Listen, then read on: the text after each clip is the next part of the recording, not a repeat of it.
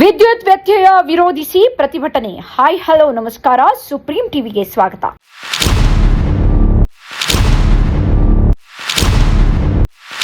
ಹಾನಗಲ್ ತಾಲೂಕಿನಲ್ಲಿ ಕೃಷಿ ಚಟುವಟಿಕೆಗಳಿಗೆ ಅಸಮರ್ಪಕ ವಿದ್ಯುತ್ ಪೂರೈಕೆ ಮಾಡುತ್ತಿರುವ ಹೆಸ್ಕಾಂ ವಿರುದ್ಧ ಫೆಬ್ರವರಿ 23ರಂದು ಬೃಹತ್ ಪ್ರತಿಭಟನೆ ನಡೆಸಲಾಗುವುದು ಎಂದು ಕರ್ನಾಟಕ ರಾಜ್ಯ ರೈತ ಸಂಘ ಹಾಗೂ ಹಸಿರು ಸೇನೆ ತಾಲೂಕು ಅಧ್ಯಕ್ಷ ಮರಿಗೌಡ ಪಾಟೀಲ್ ತಿಳಿಸಿದ್ದಾರೆ.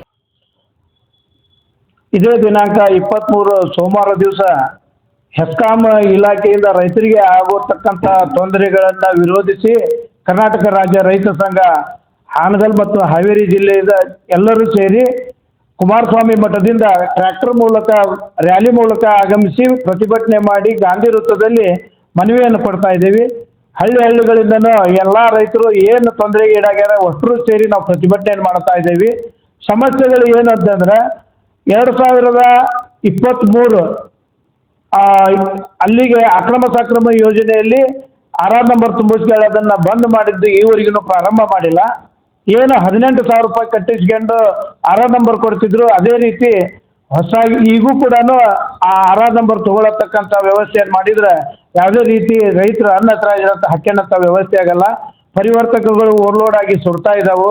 ಒಂದು ಸುಟ್ಟಂಥ TCಯನ್ನು ಅವರು ಒಯ್ದು ಹಾಕಬೇಕಂತಂದ್ರೆ ಒಂದು 15ರಿಂದ 20 ದಿವಸ ಇವತ್ತು ಆಗ್ತಾ ಇದೆ.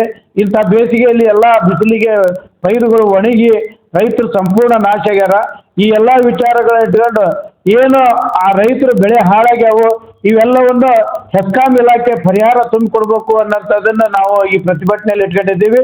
ಮುಖ್ಯವಾಗಿ ಏನು 1 ಟನ್ಗೆ 220 ಹಾವೇರಿಯಿಂದ ಏನು ಸಪ್ಲೈ ಬರ್ತೈತಲ್ಲ, ಇದು ಸಂಪೂರ್ಣವಾಗಿ ದಿನಕ್ಕೂ ಲೋಡ್ ಶೆಡ್ಡಿಂಗ್ ಅಂತ ಹೇಳಿ ಅದನ್ನ ತೆಗಿತಾ ಇದ್ದಾರೆ. ಅದಕ್ಕೆ 1 ಟನ್ನಿಂದನೂ ಸಪ್ಲೈ ಕೊಡೋಕ್ಕಾಗ್ತಿಲ್ಲ.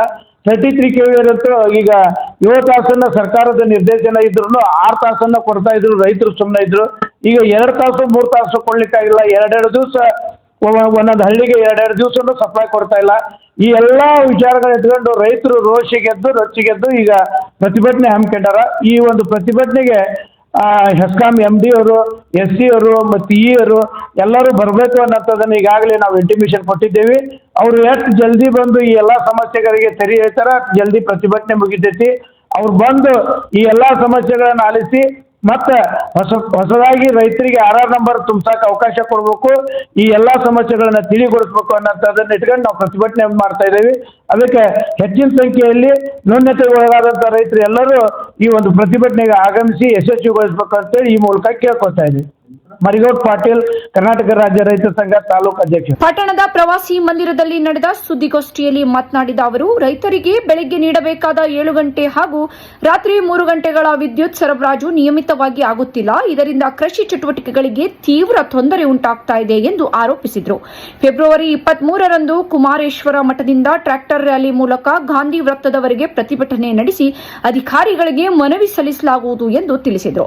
ಅಕ್ರಮ ನೀರಾವರಿ ಪಂಪ್ಸೆಟ್ಗಳನ್ನು ಸಕ್ರಮಗೊಳಿಸುವುದು, ರೈತರ ಜಮೀನುಗಳಿಗೆ ನಿರಂತರ ವಿದ್ಯುತ್ ಪೂರೈಕೆ ಕಲ್ಪಿಸುವುದು ಸೇರಿದಂತೆ ಹಲವು ಬೇಡಿಕೆಗಳನ್ನು ಮುಂದಿಟ್ಟಿದ್ದಾರೆ. ಟ್ರಾನ್ಸ್ಫಾರ್ಮರ್ಗಾಗಿ ಅರ್ಜಿ ಸಲ್ಲಿಸಿದರೂ ವಿಳಂಬವಾಗುತ್ತಿದ್ದು 48 ಗಂಟೆಗಳ ಒಳಗೆ TC ಒದಗಿಸುವಂತೆ ಕಟ್ಟುನಿಟ್ಟಿನ ಕ್ರಮ ಜರುಗಿಸಬೇಕು ಎಂದು ಆಗ್ರಹಿಸಿದರು. 2023ರಲ್ಲಿ ನೀಡಿರುವ ಹೊಸ RR ನಂಬರ್ಗೆ ಸಮಯಕ್ಕೆ ಸರಿಯಾಗಿ ಪಾವತಿ ಮಾಡುತ್ತಿದ್ದರೂ ಹಳೆಯ RR ನಂಬರ್ ಸಂಪರ್ಕ ಕಡಿತಗೊಳಿಸುವುದಾಗಿ ಅಧಿಕಾರಿಗಳು ಹೇಳುತ್ತಿರುವುದು ರೈತರಿಗೆ ಆತಂಕ ಉಂಟು ಮಾಡಿದೆ. ಈ ಸಮಸ್ಯೆಯನ್ನು ತಕ್ಷಣವೇ ಬಗೆಹರಿಸಿ ರೈತರಿಗೆ ಆಗುತ್ತಿರುವ ತೊಂದರೆಗಳನ್ನು ನಿವಾರಿಸಬೇಕು ಎಂದು ಒತ್ತಾಯಿಸಿದರು. ಸ್ವಚ್ಛ ಸಮಾಜಕ್ಕಾಗಿ ನೋಡ್ತಾ ಇರಿ ಸುಪ್ರೀಂ ಟಿವಿ. ಶೇರ್ ಮಾಡಿ, ಲೈಕ್ ಮಾಡಿ, ಸಬ್ಸ್ಕ್ರೈಬ್ ಮಾಡಿ.